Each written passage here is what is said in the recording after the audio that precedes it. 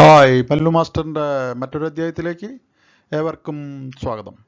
ഇന്ന് നമ്മൾ കാണാൻ പോകുന്നത് കേരള സർവീസ് റൂൾസ് അതിൻ്റെ ഒരു മുൻവർഷ ചോദ്യപേപ്പറാണ്. 2021 ജൂലൈയിൽ നടന്ന അക്കൗണ്ട് ടെസ്റ്റ് ലോവറിൻ്റെ ഒരു ചോദ്യപേപ്പറാണ് നമ്മൾ ഇന്ന് പരിചയപ്പെടാൻ പോകുന്നത്. ഞാനപ്പോൾ ഇത് 2 ഭാഗങ്ങളായിട്ടാണ് നിങ്ങൾ പരിചയപ്പെടുത്തുന്നത്. ആദ്യത്തെ 50 ചോദ്യങ്ങളുടെ ഒരു വീഡിയോയും പിന്നെ അടുത്ത 50 ചോദ്യങ്ങളുടെ രണ്ടാമത്തെ വീഡിയോയുമായിട്ട്. അപ്പോൾ ഈ ക്വസ്റ്റ്യൻ പേപ്പർ നോക്കുന്നതിന് മുമ്പ് എൻ്റെ KSRൻ്റെ വീഡിയോ ലെസൺസ് ഇനിയും കാണാത്തവരുണ്ടെങ്കിൽ അത് പോയി കാണുക. അപ്പോൾ എൻ്റെ വീഡിയോ ലെസൺസ് ഞാൻ KSR പാർട്ട് 1ഉം പാർട്ട് 2ഉം പൂർണ്ണമായും ചെയ്തു വെച്ചിട്ടുണ്ട്. അപ്പോൾ അത് നിങ്ങൾ ഒരു വട്ടമെങ്കിലും കണ്ടിട്ട് ഈ ക്വസ്റ്റ്യൻ പേപ്പർ നോക്കുകയാണെങ്കിൽ അതായിരിക്കും നിങ്ങൾക്ക് കൂടുതൽ പ്രയോജനപ്പെടുക. അപ്പോൾ ഇതോടൊപ്പം തന്നെ എൻ്റെ ഫൈനാൻഷ്യൽ കോഡിൻ്റെ ക്ലാസ്സുകൾ, അതുപോലെ ട്രഷറി കോഡിൻ്റെ ക്ലാസ്സുകൾ, അക്കൗണ്ട് കോഡിൻ്റെ ക്ലാസ്സുകൾ അതൊക്കെ ഇനിയും കാണാത്തവരുടെ പോയി കാണുക. ചാനൽ ആദ്യമായിട്ടാണെങ്കിൽ ഇനിയും സബ്സ്ക്രൈബ് ചെയ്തിട്ടില്ലെങ്കിൽ ചാനൽ സബ്സ്ക്രൈബ് ചെയ്യുക.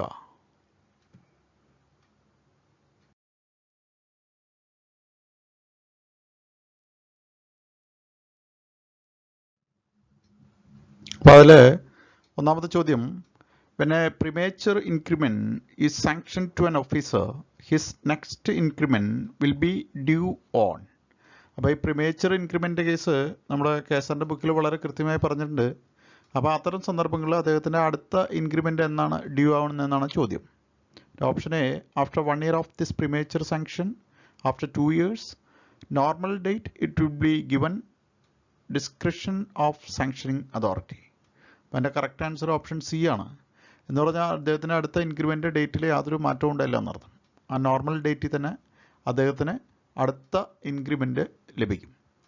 രണ്ടാമത്തെ ചോദ്യം, dash is an implied condition for every grant of a pension.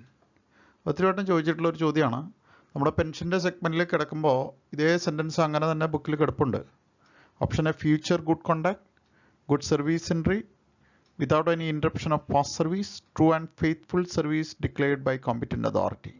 Future good conduct is an implied condition for every grant of a pension. ബുക്കിൽ പെൻഷൻ എന്ന് പറഞ്ഞ സെഗ്മെൻറ്റ് തുടങ്ങുന്ന ഒരു സെൻറ്റൻസ് ആണത്. ഓപ്ഷൻ എ ആണ് എൻ്റെ കറക്റ്റ് ആൻസർ. മൂന്നാമത്തെ ചോദ്യം, permission to retire voluntarily from service should be got verified by. ആരാണത് വെരിഫൈ ചെയ്യുന്നതെന്നാണ്. നമ്മൾ വിവിധതരം പെൻഷനുകളെ കുറിച്ച് പറയുന്ന ഭാഗത്ത് വരുന്നതാണ്. Government, head of department, accountant general, advocate general. ഈ കാര്യങ്ങളൊക്കെ വെരിഫൈ ചെയ്യുന്ന അക്കൗണ്ടൻറ്റ് ജനറലാണ്. നാലാമത്തെ ചോദ്യം, one of the following services won't count for qualifying service for granting pension. വളരെ പ്രധാനപ്പെട്ട മറ്റൊരു ചോദ്യമാണ് അത്. ക്വാളിഫയിങ് സർവീസുമായി ബന്ധപ്പെട്ട് അതിൽ നമ്മൾ കൗണ്ട് ചെയ്യാത്ത സർവീസാണ് ചോദിച്ചിരിക്കുന്നത്. Provisional services regularised up to 13th September 1994, apprentice service as engineer apprenticeship in the PWD and as apprentice compositors in the government press, war service without interruption provided, pensioner claims obtained from Defense Department wholly refunded. Option D, service after the date of superannuation. അപ്പോൾ service after the date of superannuation ആണ് അത് qualifying സർവീസിൽ എടുക്കാത്തത്. The duties of controlling officers to countersign TA bill is explained. Option A, Rule 116 Part 2 KSR, Rule 110 Part 1 KSR, Rule 116 Part 1 KSR, Rule 110 Part 2 KSR. അപ്പോൾ ഇത്തരം ചോദ്യങ്ങൾ നമുക്ക് പ്രതീക്ഷിക്കാവുന്നതാണ്. അപ്പോൾ റൂൾസ് ചോദിച്ചാൽ മറ്റൊന്നുമില്ല, ബുക്കിൽ പോയിട്ട് ആ റൂൾ തന്നെ എടുത്തു നോക്കുക. ഇതിൻ്റെ ആൻസർ റൂൾ 116 KSR പാർട്ട് 2ൽ വരുന്ന ഒരു സെഗ്മെൻ്റാണത്. ഈ ഭാഗം അങ്ങനെ തന്നെ നമ്മൾ ബുക്ക് തുറന്നു നോക്കുമ്പോൾ ഇത് കാണാൻ പറ്റും, ഈ സെൻറ്റൻസ് അങ്ങനെ തന്നെ. ആറാമത്തെ ചോദ്യം, eligible class of officers to perform for air journey is. അതായത് എയർ ജേണി അനുവദിക്കുന്ന എലിജിബിൾ ക്ലാസ് ഏതാണെന്നാണ്. നമ്മൾ ആ ക്ലാസിഫിക്കേഷനൊക്കെ കണ്ടതാണ്. ആ പുതിയ ശമ്പള പരിഷ്കരണ റിപ്പോർട്ട് പ്രകാരം അതിൻ്റെ സംഖ്യയിലൊക്കെ മാറ്റം വന്നിട്ടുണ്ട്. അപ്പോൾ ആ ശമ്പള പരിഷ്കരണ റിപ്പോർട്ട് എടുത്തു നോക്കിയാൽ കാണാൻ പറ്റും നമുക്ക് ഈ തന്നിരിക്കുന്ന തുകകളൊന്നുമല്ല അത്. Basic pay of rupees 60,000, rupees 50,400 and above, പിന്നെ മറ്റൊരു സ്കെയിൽ ഓഫ് പേ ആണ് തന്നിരിക്കുന്നത്. ഇതിൻ്റെയൊക്കെ മുകളിലാണ് അതിൻ്റെ എയർ ജേണിക്ക് എലിജിബിൾ ആവുന്നത്. ഏഴാമത്തെ ചോദ്യം, if an officer who is eligible to draw permanent travelling allowance of rupees 600 for minimum 15 days in a month fixed has appeared for duty only for just 10 days, the admissible PTA to the officer will be ഈ permanent travelling അലവൻസുമായി ബന്ധപ്പെട്ട് ഇങ്ങനത്തെ വളരെ സിമ്പിളായിട്ടുള്ള numerical എല്ലാ പരീക്ഷയ്ക്കും നിങ്ങൾക്ക് പ്രതീക്ഷിക്കാവുന്നതാണ്. ഇത് മറ്റൊന്നുമില്ല, 15 ദിവസത്തേക്കാണ് അദ്ദേഹത്തിന് 600 രൂപ അനുവദിച്ചിരിക്കുന്നത്. അപ്പോൾ നമുക്ക് മനസ്സിലാവും അദ്ദേഹത്തിന് ഒരു ദിവസത്തേക്ക് വരുന്നത് 40 രൂപയാണ്. 600/15. അപ്പോൾ 10 ദിവസത്തേക്കാണെങ്കിൽ അത് 10 × 40, അങ്ങനെ 400 രൂപ എന്നാണ് അതിൻ്റെ ആൻസർ വരുന്നത്. അപ്പോൾ ഈ പെർമനൻറ്റ് ട്രാവലിംഗ് അലവൻസ് വളരെ സിമ്പിളായിട്ടുള്ളൊരു ന്യൂമറിക്കലാണ്. അപ്പോൾ അങ്ങനത്തെ കുറേ സാമ്പിൾസ് നോക്കുക. ഈ ഒരു ചോദ്യം എല്ലാ പരീക്ഷയ്ക്കും ആവർത്തിച്ച് കാണുന്നുണ്ട്. അപ്പോൾ അതിൻ്റെ റൈറ്റ് ആൻസർ ₹400. എട്ടാമത്തെ ചോദ്യം, dash is an allowance granted to an officer to cover the expenses incurred by him while traveling in the interest of public service. Dearness allowance, daily allowance, traveling allowance, special allowance. അത് travelling allowance എന്നുള്ള segment തുടങ്ങുന്നിടത്ത് തന്നെ അതിൻ്റെ ഡെഫിനീഷൻസിൽ വരുന്നതാണ്. Travelling അലവൻസിൻ്റെ ഡെഫിനീഷനാണത്. അപ്പോൾ അതിൻ്റെ correct answer travelling allowance എന്നാണ്. ഒൻപതാമത്തെ ചോദ്യം, employees who have put in less than an year is also eligible for 20 days of casual leave subject the discretion of the sanctioning authority. Whereas contract employees of those who are re-employed are eligible to avail dash days. അതായത് റീഎംപ്ലോയീസിന് അവർക്ക് റീഎംപ്ലോയിഡ് employees അവർക്കുള്ള casual ലീവിനെ കുറിച്ചാണ് പറയുന്നത്. മറ്റേത് അതിൻ്റെ sanctioning അതോറിറ്റിക്കാണ് അതിൻ്റെ full അവകാശം ഇരിക്കുന്നത്, അത് സാങ്ഷൻ ചെയ്യാനുള്ള. അപ്പോൾ ഈ റീഎംപ്ലോയിഡ് എംപ്ലോയീസിൻ്റെ കേസിൽ അവർക്ക് അവൈൽ ചെയ്യുന്ന കാഷ്വൽ ലീവിനെ കുറിച്ചാണ് പറയുന്നത്. അപ്പോൾ കാഷ്വൽ ലീവ് എന്നുള്ള സെഗ്മെൻറ്റിൽ അത് പറഞ്ഞു പോകുന്നുണ്ട്. അപ്പോൾ അതിൻ്റെ right answer each month 1 day subject to 12 days in an year. ഒരു മാസം 1 എന്ന ക്രമത്തിൽ അവർക്ക് മാക്സിമം അലോ ചെയ്യാവുന്ന ഒരു വർഷത്തേക്ക് 12 ദിവസമാണ്. പത്താമത്തെ ചോദ്യം, as per appendix 3 Part 1 KSR, government sanction is required to go beyond the jurisdiction of the state. But as per the GOP for 18/2008, finance dated 16th September 2008, this authority is delegated to. ഇത് leave sanctioning അതോറിറ്റിയാണ് അതിൻ്റെ correct answer. അപ്പോൾ അതിൻ്റെ concerned segment നോക്കിക്കഴിഞ്ഞ് കഴിഞ്ഞാൽ ആ അപ്പൻഡിക്സിൽ തന്നെ കിടപ്പുണ്ടത്. 11ാമത്തെ ചോദ്യം, a section officer government secretary was deputed to high court of Kerala for official purpose. He was forced to take halt 12 hours, therefore which he is eligible for halt DA. അതായത് 12 മണിക്കൂർ അദ്ദേഹം അവിടെ സ്റ്റേ ചെയ്യുകയാണ്. അപ്പോൾ അതുകൊണ്ട് അദ്ദേഹത്തിന് ഹോൾട്ട് DA കിട്ടുമോ ഇല്ല എന്നുള്ളതാണ്. Option A no DA, option B halt DA available ആണ്, option C 1 DA, option D 3/4 DA. ഇതൊക്കെ എപ്പോഴും മാറി മാറി ചോദിക്കുന്നതാണ്. നമുക്കറിയാം ഹോൾട്ട് DA കിട്ടണമെങ്കിൽ അദ്ദേഹം 12 മണിക്കൂറോടെ സ്റ്റേ ചെയ്യുന്നുണ്ട്, അദ്ദേഹത്തിന് ഹോൾട്ട് DA അവൈലബിൾ ആണ്. ഓപ്ഷൻ ബി ആണ് അതിൻ്റെ കറക്റ്റ് ആൻസർ. 12ാമത്തെ ചോദ്യം, the time limit for claiming TA is limited to dash periods. ഒത്തിരി വട്ടം ആവർത്തിച്ച് ചോദിച്ചിട്ടുള്ളതാണ്. പല ക്വസ്റ്റ്യൻ പേപ്പറിൽ ഈ ചോദ്യം കിടപ്പുണ്ട്.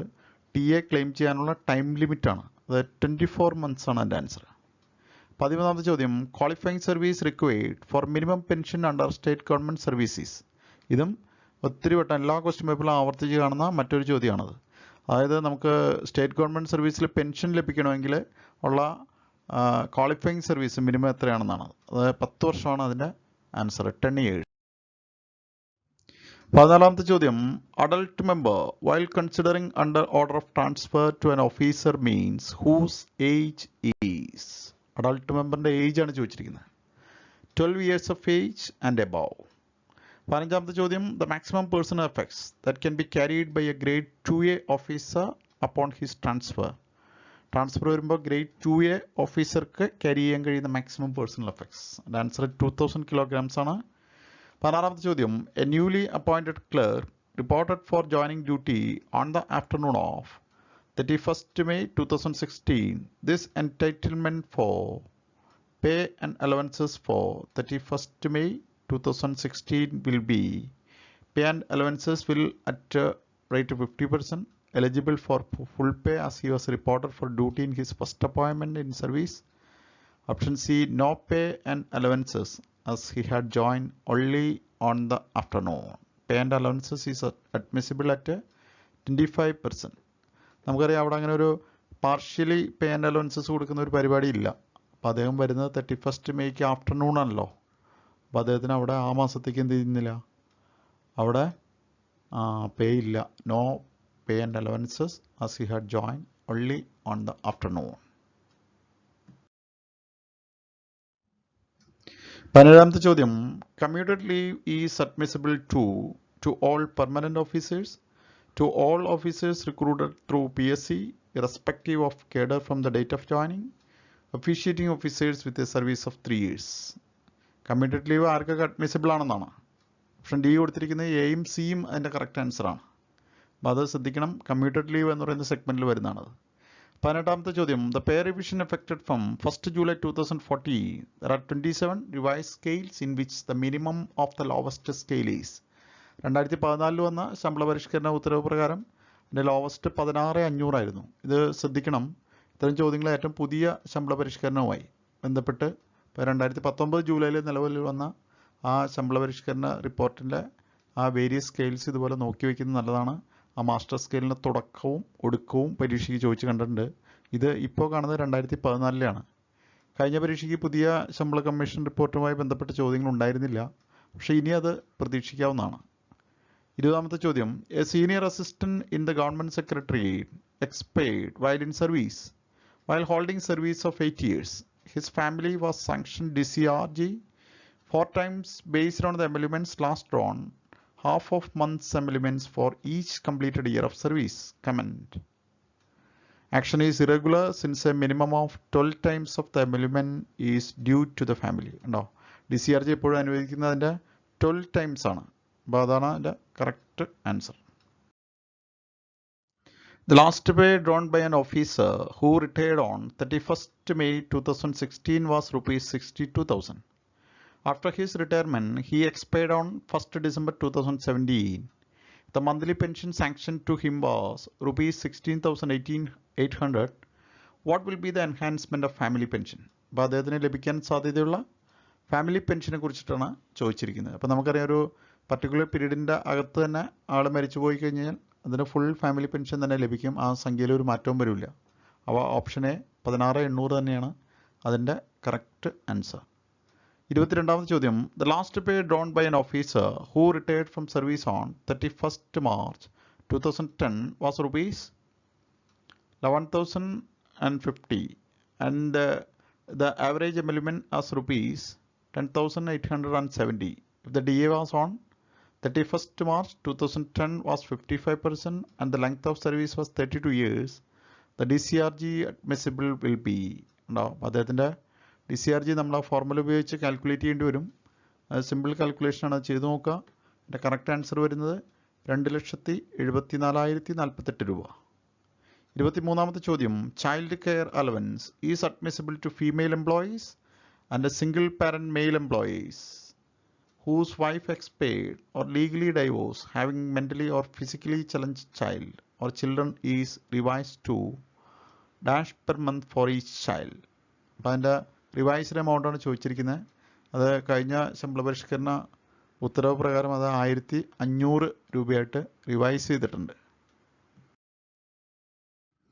24ാമത്തെ ചോദ്യം a deputy secretary was assigned to proceed to perform journey to Calicut university shall claim TA. ഉണ്ടാവും അദ്ദേഹം യൂണിവേഴ്സിറ്റിയുടെ ജോലികൾക്ക് വേണ്ടി പോകുന്നതാണ്. അപ്പോൾ can claim TA and DA as എൻഫിസേജ് ബൈ യൂണിവേഴ്സിറ്റി. യൂണിവേഴ്സിറ്റിയുടെ നിയമം അനുസരിച്ചിട്ടാണ് അദ്ദേഹം TA DA ഒക്കെ ക്ലെയിം ചെയ്യുന്നത്. 25ാമത്തെ ചോദ്യം journey on transfer will be held to begin from or end at. അതും അത് ആ ബുക്കിൽ തന്നെ അതേ സെൻറ്റൻസ് ആണ്. റെസിഡൻസ് ടു റെസിഡൻസ് ആണ്.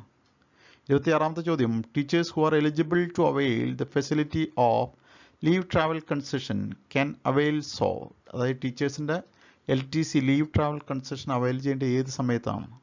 ഒരു ടീച്ചേഴ്സിൻ്റെ കേസിൽ അത് എപ്പോഴും വെക്കേഷനിലാണ് അത് എടുക്കേണ്ടത്, ഡ്യൂറിങ് വെക്കേഷൻ പീരീഡ്സ്.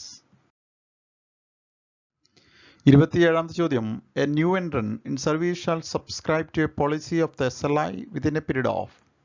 SLI എടുക്കേണ്ട ഏത് സമയത്തിനാണ് കാണുന്നതാണ്? ഒരു മാസത്തിനുള്ളിലാണ് സർവീസിൽ പുതുതായി ചേരുന്ന എംപ്ലോയീസ് അവരുടെ SLI എടുക്കേണ്ടത്.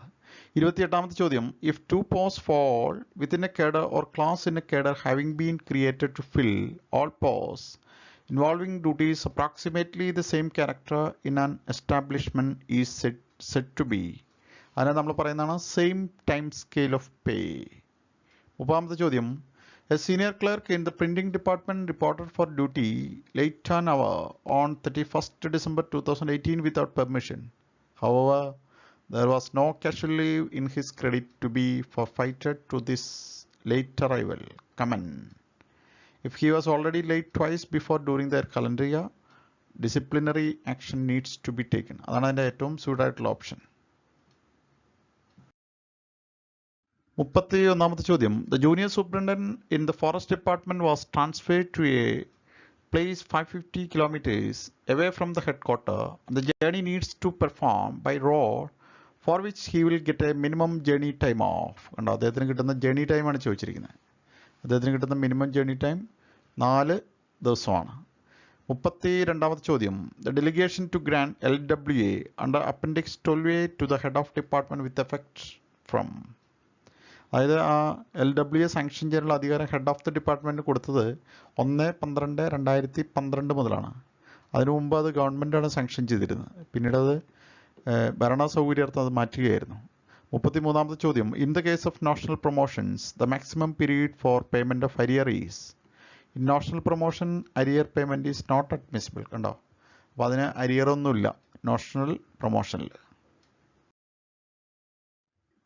34ാമത്തെ ചോദ്യം. Lien means the title of an officer. കണ്ടോ, ലീനിൻ്റെ ഡെഫിനീഷൻസ് കൊടുത്തിട്ടുണ്ട്. അപ്പോൾ അതിൽ കൊടുത്തിരിക്കുന്ന ഒന്നും ലീനിൻ്റെ ഡെഫിനീഷനിൽ വരുന്നതല്ല.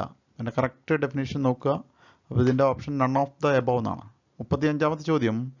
An instructor on the Department of Technical Education was outlawed from service on 1st October 2017 for want of vacancy, while he had a service of just 6 months. If he gets appointed to the same post on a later stage, what will be the condition of his earlier service of 6 months? അപ്പോൾ അത് മുമ്പ് ചെയ്ത 6 മാസത്തെ service അതിനെന്ത് പറ്റുമെന്നാണ് ചോദ്യം. The first increment will be considered on rendering a further service of 6 months on reappointment. അപ്പോൾ അദ്ദേഹത്തിന് റീഅപ്പോയിൻമെൻറ്റിൽ ഒരു 6 മാസം കൂടി കഴിഞ്ഞ് കഴിഞ്ഞാൽ അദ്ദേഹത്തിന് ആദ്യത്തെ ഇൻക്രിമെൻറ്റ് ലഭിക്കും. 36ാമത്തെ ചോദ്യം. The existing rate of deputation allowance is not admissible. Deputation allowance is stopped since 22nd July 1997. നല്ലൊരു ചോദ്യമായിരുന്നു. എപ്പോഴും നമ്മൾ ഡെപ്യൂട്ടേഷൻ അലവൻസ് ഉണ്ടെന്ന് വിചാരിക്കും. ഇപ്പോൾ ഡെപ്യൂട്ടേഷൻ അലവൻസുകൾ നിർത്തിക്കളഞ്ഞിരിക്കുകയാണ് 22/7/1997 മുതൽ. The competent authority to suspend an officer on foreign services. ഫോറിൻ സർവീസിലുള്ള ഒരു ഉദ്യോഗസ്ഥനെ ആർക്കാണ് സസ്പെൻഡ് ചെയ്യാൻ കഴിയുന്നത്? അത് അപ്പോയിൻറ്റിംഗ് അതോറിറ്റിക്ക് മാത്രമാണ് അവരെ സസ്പെൻഡ് ചെയ്യാനുള്ള അധികാരമുള്ളത്. 39ാമത്തെ ചോദ്യം. പറ്റേണിറ്റി leave may be combined with leave of any other kind except casual leave. പറ്റേണിറ്റി leave combine ചെയ്യാൻ പറ്റുന്നത് ആരോടൊപ്പമാണെന്നാണ്. കാഷ്വൽ ലീവിൻ്റെ ഒപ്പം മാത്രമാണ് അത് കമ്പൈൻ ചെയ്യാൻ പറ്റുന്നത്. നിങ്ങൾ ചോദ്യങ്ങൾ ശ്രദ്ധിച്ചിട്ടുണ്ടാവും. 38ാമത്തെ ചോദ്യം അവിടെ ഇല്ല. ചില ചോദ്യങ്ങൾ നമ്മളങ്ങനെ ഒഴിവായിട്ടുണ്ട്. അത് ക്വസ്റ്റ്യൻ പേപ്പറിൽ തെറ്റുമൂലം ഡിലീറ്റ് ചെയ്തിരിക്കുന്ന ക്വസ്റ്റ്യൻസ് ആണ്. 40ാമത്തെ ചോദ്യം ഒരു simple ന്യൂമറിക്കലാണ്. An officer drawing a basic pay of rupees 46,900 with effect from 1st June 2015 in the scale of pay of rupees. കണ്ടോ, അതിൻ്റെ സ്കെയിൽ ഓഫ് പേ കൊടുത്തിട്ടുണ്ട്. What will his pay become on 1st June 2018? അദ്ദേഹത്തിൻ്റെ master സ്കെയിലും കൊടുത്തിട്ടുണ്ട്. അപ്പോൾ അദ്ദേഹത്തിൻ്റെ increment 1100 രൂപ വെച്ചാണ് വരുന്നത്. അപ്പോൾ ബേസിക്കിൽ നിന്ന് അദ്ദേഹത്തിന് 3 ഇൻക്രിമെൻ്റാണ് ലഭിക്കുക. അപ്പോൾ ഇങ്ങനത്തെ ന്യൂമറിക്കൽസ് നിങ്ങൾക്ക് പഠിക്കാൻ വേണ്ടിയിട്ട് ഞാനൊരു വീഡിയോ തന്നെ ചെയ്തിട്ടുണ്ട് പെൻഷൻ നമ്മുടെ ഫിക്സേഷനുമായി ബന്ധപ്പെട്ട്. അപ്പോൾ ഡൗട്ട്സ് ഉള്ളവർ പോയി ആ വീഡിയോ നോക്കി കഴിഞ്ഞ് കഴിഞ്ഞാൽ ഇതിൻ്റെ ഉത്തരങ്ങൾ എങ്ങനെ കിട്ടുന്നതെന്ന് നിങ്ങൾക്ക് മനസ്സിലാവും. 41ാമത്തെ ചോദ്യം അതുപോലെ തന്നെയാണ്. കണ്ടോ, അവിടെ മാസ്റ്റർ സ്കെയിൽ കൊടുത്തിട്ടുണ്ട്, അദ്ദേഹത്തിന് ഇൻക്രിമെൻറ്റ് കൊടുത്തിട്ടുണ്ട്, അദ്ദേഹം ഇപ്പോൾ വാങ്ങുന്ന ബേസിക് പേയും കൊടുത്തിട്ടുണ്ട് 25,200. അപ്പോൾ അത് എന്തായിട്ട് മാറും? അദ്ദേഹത്തിന് പ്രൊമോഷൻ കിട്ടിയതാണ്. അപ്പോൾ അത് അദ്ദേഹത്തിൻ്റെ ബേസിക് പേ 26,500 മാറും. ഇത് രണ്ടും ഞാൻ പറഞ്ഞല്ലോ ഇതിൻ്റെ ഫിക്സേഷനുമായി ബന്ധപ്പെട്ട് വരുന്ന ന്യൂമറിക്കൽസാണ്. അപ്പോൾ പേ ഫിക്സേഷൻ എന്ന് പറയുന്ന എൻ്റെ വീഡിയോ പോയി കണ്ടു കഴിഞ്ഞ് കഴിഞ്ഞാൽ അതെങ്ങനെയാണ് ഫിക്സ് ചെയ്യുന്നതെന്ന് നിങ്ങൾക്ക് മനസ്സിലാക്കാവുന്നതാണ്. അടുത്ത ക്വസ്റ്റ്യനും അതുപോലെ തന്നെ പേ ഫിക്സേഷനുമായി ബന്ധപ്പെട്ടാണ്. കണ്ടോ, office attendant enjoying the time bound higher grade on rupees. കണ്ടോ, അദ്ദേഹത്തിൻ്റെ സ്കെയിൽ കൊടുത്തിട്ടുണ്ട്, ബേസിക് വന്നിട്ടുണ്ട്. കണ്ടോ, അപ്പോൾ അദ്ദേഹത്തിൻ്റെ what will be his pay on the date of his new appointment. അദ്ദേഹത്തിന് പുതിയ അപ്പോയിൻമെൻറ്റ് കിട്ടിയിരിക്കുകയാണ്. അപ്പോൾ അദ്ദേഹത്തിൻ്റെ ബേസിക്കിൽ എന്ത് മാറ്റം വരുന്നതാണ് ചോദ്യം. കണ്ടോ, അപ്പോൾ അതിൻ്റെ റൈറ്റ് ആൻസർ 20,000 ആണ്. ടൈം ബൗണ്ട് ഹയർ ഗ്രേഡ് എന്ന് പറഞ്ഞ സെഗ്മെൻറ്റ് ആ വീഡിയോ നിങ്ങൾ പോയി നോക്കി കഴിഞ്ഞ് കഴിഞ്ഞാൽ നിങ്ങൾക്ക് ഇതിൻ്റെ ഫിക്സേഷനുമായി ബന്ധപ്പെട്ട ഐഡിയാസ് കിട്ടുന്നതായിരിക്കും. An officer dies while in service. His family is eligible for TA provided should be claimed within 3 months of the death of officer. അപ്പോൾ ആരെങ്കിലും മരിക്കുകയാണെങ്കിൽ അദ്ദേഹത്തിൻ്റെ അത് ക്ലെയിം ചെയ്യേണ്ടത് 3 മാസത്തിനകമാണ്. 44ാമത്തെ ചോദ്യം, if an officer applied for an eligible leave with a medical certificate and if the leave sanctioning authority is not satisfied with the necessity referred to medical board, the TA to the officer appearing before medical bodies, അത്തരം സന്ദർഭങ്ങൾ അദ്ദേഹത്തിന് TA ലഭിക്കും medical ബോർഡിന് മുമ്പിലേക്ക് പോകുന്നതിന് വേണ്ടിയിട്ട്. 47ാമത്തെ ചോദ്യം, actual travelling expense defines. അതിൻ്റെ ഡെഫിനേഷനാണ് കൊടുത്തിരിക്കുന്നത്. അപ്പോൾ ഇതെല്ലാം അതിനകത്ത് വരുന്നതാണ്.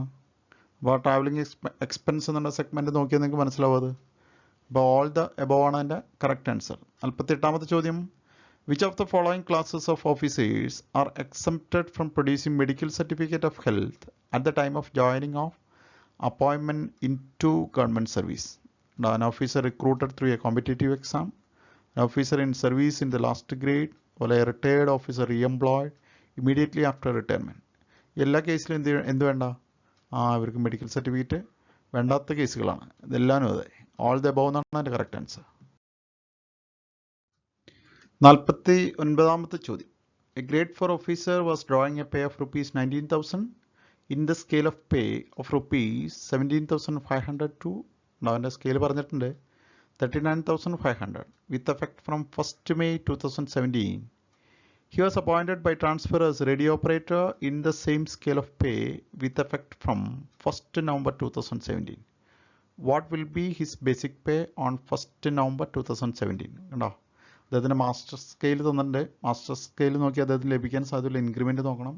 അങ്ങനെ വേണം അത് ഫിക്സ് ചെയ്യാൻ. അപ്പോൾ ഫിക്സ് ചെയ്യുമ്പോൾ നമുക്ക് കിട്ടുന്ന ആൻസർ 19,500 എന്നാണ്. 50ാമത്തെ ചോദ്യം, an under secretary to government who was drawing a basic pay of ₹75,600. ഇതിൻ്റെ സ്കെയിൽ ഓഫ് പേ കൊടുത്തിട്ടുണ്ട്. On promotion as deputy secretary he is admissible for a scale of pay. വീണ്ടും അദ്ദേഹത്തിന് പുതിയ സ്കെയിൽ കൊടുത്തിട്ടുണ്ട്. What will be his basic pay on the date of promotion? ഇതിൻ്റെ master scale കൊടുത്തിട്ടുണ്ട്. അപ്പോൾ അത് നോക്കിയിട്ട് അദ്ദേഹത്തിൻ്റെ ഇൻക്രിമെൻറ്റ് നോക്കുക, അതിൻ്റെ ഫിക്സേഷൻ നോക്കുക. ഫിക്സ് ചെയ്യുമ്പോൾ അദ്ദേഹത്തിന് വരുന്ന ബേസിക് പേ ₹79,200. അപ്പോൾ ഈ ഫിക്സേഷനുമായി ബന്ധപ്പെട്ട 3-4 കണക്കുകളുണ്ട് ഇതിനകത്ത്. കണക്കുകളൊക്കെ എങ്ങനെയാണ് ചെയ്യേണ്ടതെന്ന്, എങ്ങനെയാണ് അത് അറ്റംപ്റ്റ് ചെയ്യേണ്ടതെന്ന് ഞാൻ അതിനുവേണ്ടി മാത്രം ചില വീഡിയോസ് ചെയ്തിട്ടുണ്ട്. അപ്പോൾ അതൊക്കെ പോയി കണ്ട് മനസ്സിലാക്കുക. അപ്പോൾ ഈ ചോദ്യപേപ്പറിൻ്റെ ആദ്യ ഭാഗം ഇവിടെ അവസാനിക്കുകയാണ്. ആദ്യത്തെ 50 ചോദ്യങ്ങൾ. ചില ചോദ്യങ്ങൾ ഇതിനകത്ത് വിട്ടുപോയിട്ടുണ്ട്. അത് മറ്റൊന്നും കൊണ്ടല്ല, അത് ക്വസ്റ്റ്യൻ പേപ്പർ സെറ്റ് ചെയ്യുമ്പോൾ കടന്നുകൂടിയിട്ടുള്ള തെറ്റുകൾ കൊണ്ട് അത് പലപ്പോഴും PSC ഒഴിവാക്കിയിരിക്കുന്ന ചോദ്യങ്ങളാണ്. അപ്പോൾ അത് ഞാൻ നിങ്ങളെ പരിചയപ്പെടുത്തിയിട്ടില്ല. നല്ലൊരു ക്വസ്റ്റ്യൻ പേപ്പറായിരുന്നു. ഇതിൻ്റെ ആദ്യ ഭാഗമാണ് നമ്മൾ കണ്ടത്. രണ്ടാമത്തെ ഭാഗം നിങ്ങൾക്ക് ഉടനെ കാണാം. അപ്പോൾ ഇന്നത്തെ ക്ലാസ്സുകൾ ഞാനിവിടെ അവസാനിപ്പിക്കുകയാണ്. അപ്പോൾ ഇത് ഇഷ്ടമായെങ്കിൽ നിങ്ങൾ കമൻറ്റ് ചെയ്യുക, നിങ്ങളുടെ സുഹൃത്തുക്കൾക്കൊക്കെ വീഡിയോ സജസ്റ്റ് ചെയ്യുക. ചാനൽ ഇനി സബ്സ്ക്രൈബ് ചെയ്തില്ലെങ്കിൽ സബ്സ്ക്രൈബ് ചെയ്യുക.